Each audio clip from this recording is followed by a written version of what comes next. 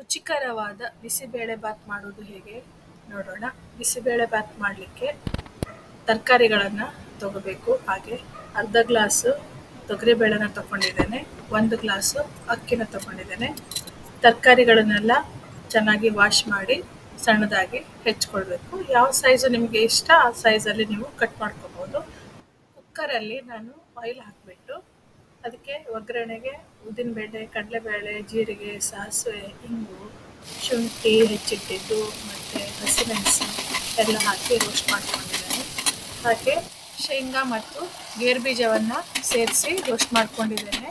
ಹಾಗೆ ಕಟ್ ಮಾಡ್ಕೊಂಡಿಟ್ಟಿದ್ದ ತರಕಾರಿಗಳನ್ನು ಹಾಕಿ ರೋಸ್ಟ್ ಮಾಡಿದ್ದೇನೆ ಮತ್ತು ತೊಗರಿಬೇಳೆ ಹಾಕಿ ರೋಸ್ಟ್ ಮಾಡ್ಕೊಂಡಿದ್ದೇನೆ. ಸ್ವಲ್ಪ ಹೊತ್ತು ರೋಸ್ಟ್ ಆದಮೇಲೆ ಅದಕ್ಕೆ ತುಪ್ಪ ಹಾಕಿಬಿಟ್ಟು ನಂತರ ಮಿಕ್ಸ್ ಮಾಡಿ, ನಂತರ ಅಕ್ಕಿಯನ್ನು ಹಾಕಿಬಿಟ್ಟು ಸರಿಯಾಗಿ ಮಿಕ್ಸ್ ಮಾಡಬೇಕು.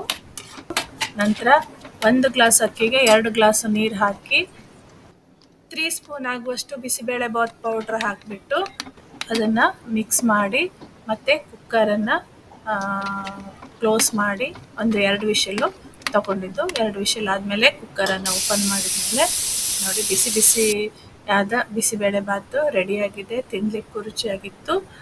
ಬಿಸಿಬೇಳೆ ಬಾತನ್ನು ಸರ್ವ್ ಮಾಡುವಾಗ ಮೇಲಿಂದ ಈರುಳ್ಳಿ ಪೀಸಸ್ಸು, ಬೂಂದಿ ಕಾಳು ಮತ್ತು ತುಪ್ಪವನ್ನು ಹಾಕಿ ತಿಂದರೆ ತುಂಬ ರುಚಿಯಾಗಿರುತ್ತೆ.